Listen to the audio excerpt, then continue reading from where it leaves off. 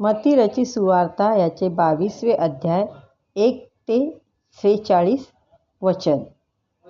लोकांना भोजनाला दिलेल्या आमंत्रणाची बोधकथा. येशूने त्यांच्याशी बोलण्यास सुरुवात करून पुन्हा एकदा बोधकथेचा वापर केला. तो म्हणाला, स्वर्गाचे राज्य एका राजासारखे आहे. त्याने त्याच्या मुलाच्या लग्नानिमित्त भोजनाचे आमंत्रण दिले. त्याने त्याच्या नोकरांना पाठवून ज्यांना लग्नाचे आमंत्रण होते अशांना बोलाविण्यास सांगितले. पण लोकांनी राजाच्या मेजवानीस येण्यास नकार दिला. नंतर राजाने आणखी काही नोकरांना पाठवून दिले. राजा नोकरांना म्हणाला, मी त्या लोकांना अगोदरच आमंत्रण दिले आहे, म्हणून आता जा आणि त्यांना सांगा, पहा, मेजवानी तयार आहे. मी चांगल्यातील चांगले बैल आणि वासरे कापले आहेत आणि सगळे तयार आहे. लग्नाच्या मेजवानीस या. नोकर गेले आणि त्यांनी लोकांस येण्यास सांगितले, पण त्यांनी नोकरांच्या कडे लक्ष दिले नाही. ते आपापल्या कामास निघून गेले. एक शेतात काम करायला गेले, तर दुसरा व्यापार करायला गेला. काहींनी मालकाच्या उरलेल्या नोकरांना पकडून मार दिला व जीवे मारले. राजा फार रागावला. त्याने त्याचे सैन्य पाठविले आणि त्यांनी त्या खुन्यांना ठार मारले. त्यांनी त्यांचे शहर जाळले. मग राजा त्याच्या नोकरांना म्हणाला, मेजवानी तयार आहे, पण ज्यांना बोलाविले होते ते पात्र नव्हते. म्हणून रस्त्याच्या कोपऱ्यावर जा आणि तेथे तुम्हाला जे भेटतील त्यांना लग्नाच्या मेजवानीला बोलवा. मग ते नोकर रस्त्यावर गेले. त्यांना जे जे लोक भेटले त्यांना जमा केले. ज्या ठिकाणी लग्नाची मेजवानी तयार होती तेथे नोकरांनी चांगल्या आणि वाईट लोकांना जमा केले आणि ती जागा भरून गेली. मग त्या सर्वांना भेटण्यास राजा तेथे आला. मेजवानीसाठी साजेल असा पोशाख न केलेला एक मनुष्य राजाला तेथे आढळला. राजा त्याला म्हणाला, मित्रा, तुला तेथे कोणी व कसे येऊ दिले?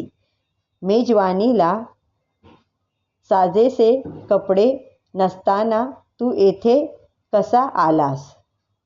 पण तो गप्प राहिला. तेव्हा राजाने नोकरांना सांगितले, ह्या मनुष्याचे हात व पाय बांधा आणि त्याला बाहेर अंधारात टाका. तेथे रडणे आणि दात खाणे चालेल, कारण बोलाविलेले पुष्कळ आहेत, पण निवडलेले थोडे.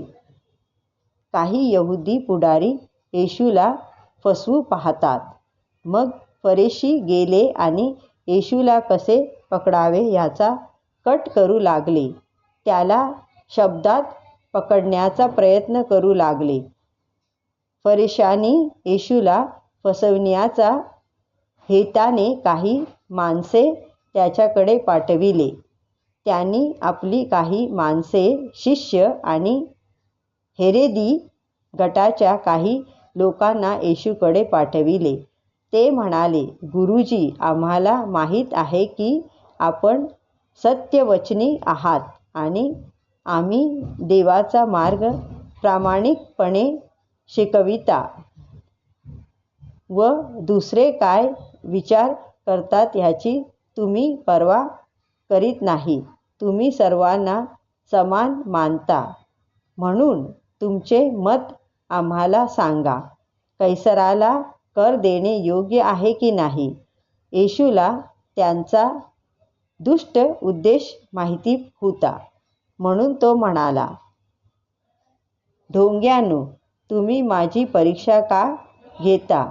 कर भरण्यासाठी जे नाणे वापरले जाते ते मला दाखवा. त्या लोकांनी येशूला चांदीचे एक नाणे दाखविले.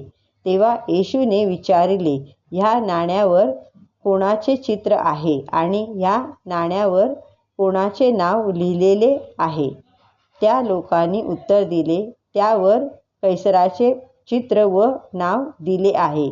ह्यावर येशू त्यांना म्हणाला, जे कैसराचे आहे ते कैसराला द्या आणि जे देवाचे आहे ते देवाला द्या.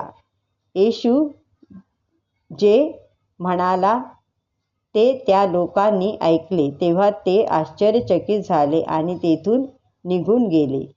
काही सदुकी लोक येशूला फसवू पाहतात. त्याच दिवशी काही सदुकी लोक त्याच्याकडे आले. हे लोक असे समजतात की पुनरुत्थान नाही. त्यांनी येशूला एक प्रश्न विचारला,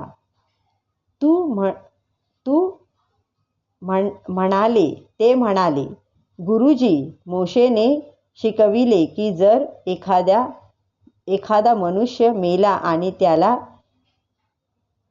मूलबाळ नसेल तर त्याच्या भावाने किंवा जवळच्या नातेवाईकाने त्याच्या पत्नीशी लग्न करावे, म्हणजे मेलेल्या भावासाठी त्यांना मुले होतील.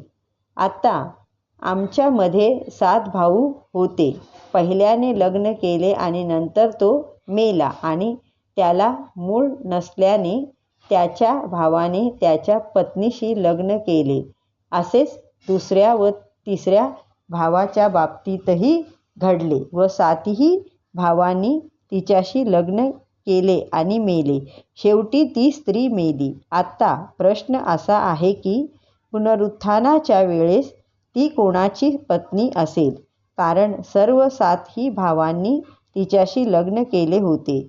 उत्तर देताना येशू त्यांना म्हणाला, तुम्ही चुकीची समजूत करून घेत आहात, कारण तुम्हाला देवाचे वचन किंवा सामर्थ्य माहीत नाही. तुम्हाला समजले पाहिजे की पुनरुत्थानानंतरच्या जीवनात लोक लग्न करणार नाहीत किंवा करून देणार नाहीत. उलट ते स्वर्गात देवदूतांसारखे असतील. तरी मृतांच्या पुनरुत्थानाच्या संदर्भात देव तुमच्या फायद्यासाठी जे बोलला ते तुम्ही अजूनपर्यंत वाचले काय? तो म्हणाला, मी अब्राहम, इसाक आणि याकोबाचा देव आहे. हा देव मेलेल्यांचा देव नाही तर जिवंत लोकांचा देव आहे. जेव्हा जमावाने हे ऐकले तेव्हा ते आश्चर्यचकित झाले. कोणती आज्ञा सर्वात महत्त्वाची आहे? येशूने सदुकी लोकांना अशा बोधकथा सांगितल्या की त्यांना वाद घालता येईना. हे फरिसायांनी ऐकले म्हणून फरिसायांनी एकत्र येऊन मसलत केली. एक फरिसी नियमशास्त्राचा जाणकार होता. त्या फरिसायाने येशूची परीक्षा पाहावी म्हणून प्रश्न केला. त्याने विचारले, गुरुजी, नियमशास्त्रातील कोणती आज्ञा सर्वात महत्त्वाची आहे? येशूने उत्तर दिले, प्रभू तुमचा देव ह्याचवर प्रीती करा. तुम्ही त्याचवर पूर्ण हृदयाने, पूर्ण जीवाने, पूर्ण मनाने प्रीती करा. ही पहिली आणि मोठी आज्ञा आहे. हिच्यासारखी दुसरी एक आहे, जशी आपणावर तशी इतरांवर प्रीती करा. सर्व नियमशास्त्र आणि संदेष्ट्यांचे लेखाण ह्या 2 आज्ञांवरच अवलंबून आहे. ख्रिस्त दाविदाचा पुत्र असेल काय? म्हणून फरिसी एकत्र उभे असताना येशूने त्यांना प्रश्न केला. येशू म्हणाला, ख्रिस्ताविषयी तुमचे काय मत आहे? तो कोणाचा पुत्र आहे? फरिसायांनी उत्तर दिले, ख्रिस्त हा दाविदाचा पुत्र आहे. त्यावर येशू त्यांना म्हणाला, मग दाविदाने त्याला प्रभू असे का म्हटले? दाविदाच्या अंगी पवित्र आत्मा आला असता तो म्हणाला, प्रभू माझ्या प्रभूला, ख्रिस्ताला म्हणाला, मी तुझे वैरी तुझे पदासन करीपर्यंत माझ्या उजव्या बाजूला बैस. आता मग जर दावीद त्याला प्रभू म्हणतो तर तो दाविदाचा पुत्र कसा होऊ शकतो? पण फरिसायांपैकी काहींनी त्याच्या प्रश्नाचे उत्तर देऊ शकले नाही. त्या दिवसानंतर त्याला कोणी प्रश्न विचारायचे धाडस केले नाही. आमेन.